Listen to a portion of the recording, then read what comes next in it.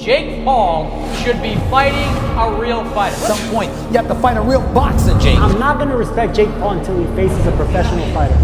All right, if you've been waiting for the Jake Paul versus Tommy Fury fight, well, it looks like it finally is going to happen.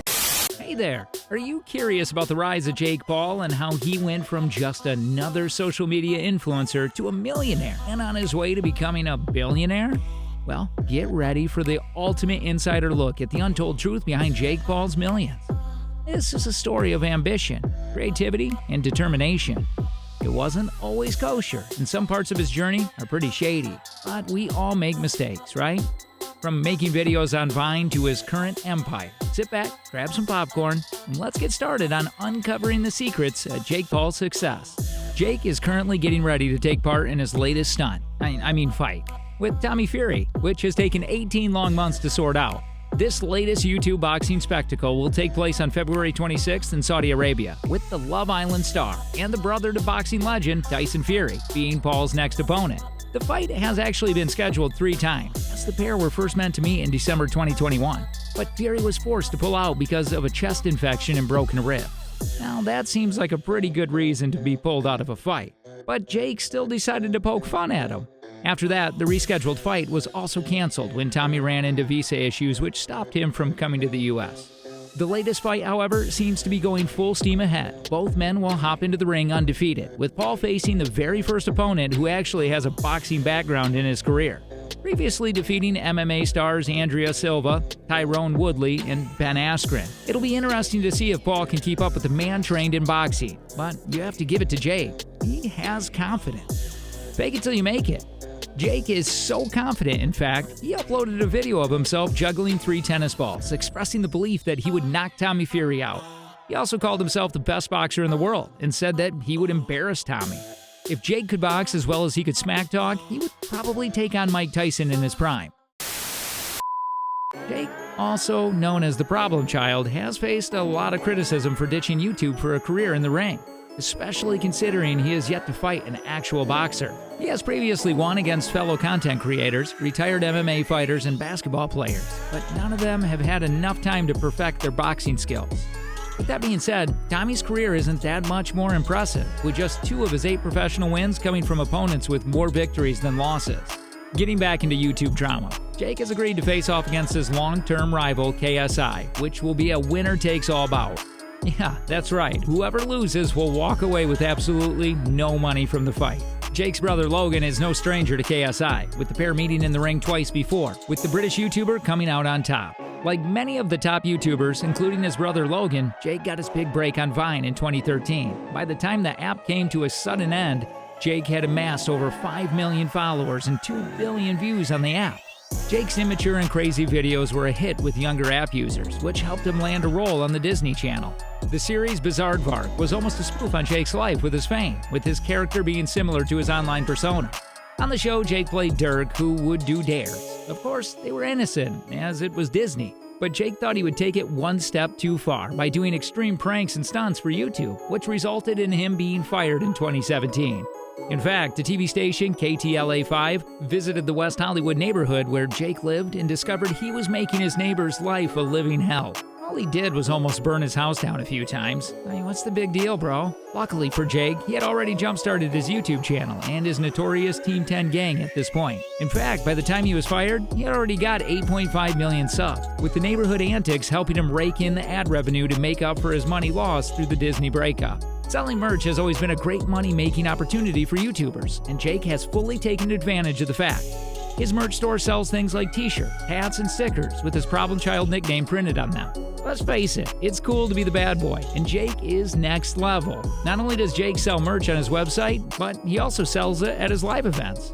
In fact, at his live appearances, Jake often sells exclusive merchandise that can only be purchased in person. Because these products are limited edition items, they are highly sought after by his fans and can sell for hundreds of dollars each. These days, merchandise can be super simple to sell thanks to automated services and stores. This maximizes product sales that are usually hyped up during his YouTube videos to help make them sell out quickly. One of his most successful lines, however, is the Gotcha Hat merch. These hat designs were thought up after the Floyd Mayweather vs. Logan Paul press conference, which happened on June 6, 2021, when the two fighters met to hype up the fight. After Mayweather and his brother Logan went back and forth for a while, Jake decided to steal Floyd Mayweather's hat. This led to chaos breaking out. Jake was quickly stopped in his tracks by Mayweather and his security team, who then beat Jake up, leaving him with a black eye and damaged teeth. Jake, not shy to make money off any situation, decided to capitalize off the viral moment by creating the Gotcha Hat merch in record-breaking time. In fact, an hour after the brawl, Jake was selling Gotcha Hat merch on his Twitter, as well as changing his username to his new brand name. This led to a huge influx of sales that could more than pay for his dental work he needed. Like all big YouTubers, Jake makes most of his money by monetizing his content through YouTube ads and sponsorships. In the past, Jake has shared that he can make $5,000 per video per month. The big money comes from sponsorships, which can earn him between $10,000 and $100,000 every month from a single video or post. While Jake might not be liked by all brands, there are many that fit in with his wild antics and young demographic. Jake Paul's ventures usually focus on a specific theme. Jake telling his young subscribers that education is an essential, as he didn't do well in school but still became rich and famous. This is why his own educational program is quite ironic, and unfortunately turned out to be nothing more than quick money grab from kids who wanted to become social media stars themselves. Way back in 2017, Jake had an idea to educate the next generation of social media influencers, all for a low price of $7. Well, that price wasn't so clean-cut, with the course actually costing $57 to unlock all areas.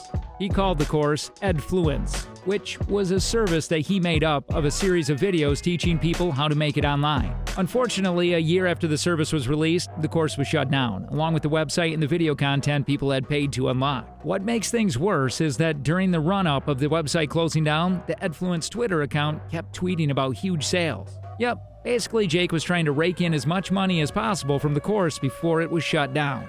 And then he and his team ran off with the money. The course did teach one very important lesson, however. If something seems too good to be true, it usually is. To make things worse, Jake also promised fans who bought the course that they would be part of a Team 1000, which was an extension of his Team 10 YouTuber lineup. Sadly, Team 1000 never happened, leaving the kids who believed they would be YouTube stars on their own with $57 less in their piggy banks. When it comes to boxing, Jake is often mocked, but that doesn't erase the fact that he was recognized by Forbes as one of the highest paid athletes who was under 25. He has also probably earned more in the last 3 years than some pro athletes have during their entire careers. This is pretty impressive, considering that he only went pro in 2020. Jake is certainly a master marketer, just like his brother Logan Paul, who knows how to draw a crowd, generate hype, and rake in the cash. There are not many good things people can say about Jake Paul, but that doesn't mean he hasn't done some good things for the community. For example, in 2021, Jake launched the most valuable promotions agency to help other athletes plan and execute ad campaigns on social media, generate original content for their channels, and promote content to their fans. The intention of the service was to help athletes make the money they deserve, especially in MMA, which Jake was vocal about when it came to the low payments of the fighters. This basically fused the two main areas of his career into one: sports and social media. Jake also makes a lot of money from his venture capital firm Anti-Fun. This company was launched with investor Jeffrey Wu, which was aimed to help up-and-coming creators and e-commerce stores that don't fit well with traditional funding opportunities. Since its release, Jake and Jeffrey have been ramping up the size of investments, with Anti-Fund also having famous investors like Mark Andreessen and Chris Dixon under their belt. Like his brother Logan, Jake has dabbled in the crypto space, not all of which has been legit. The internet detective CoffeeZilla was the first to uncover Jake's more shady crypto activity, with the YouTuber connecting Jake to the League of Sacred Devils, which was an NFT project linked to the scam ring behind other rug pull projects. Another NFT project that was profitable for Jake was StickTix, which earned him over $1.5 million.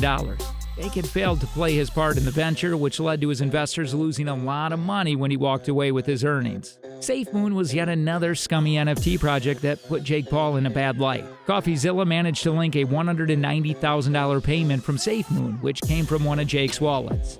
The same address was also linked to MILF, Token, and Yummy, two more disgraced NFT projects. On each occasion, Jake would create a new wallet to receive his tokens and then would cash out soon after uploading a promotional post to maximize investors from his fan base. Many of Jake Paul's videos have come under fire for being inappropriate for a young audience, since a lot of them focus on sexual and violent content.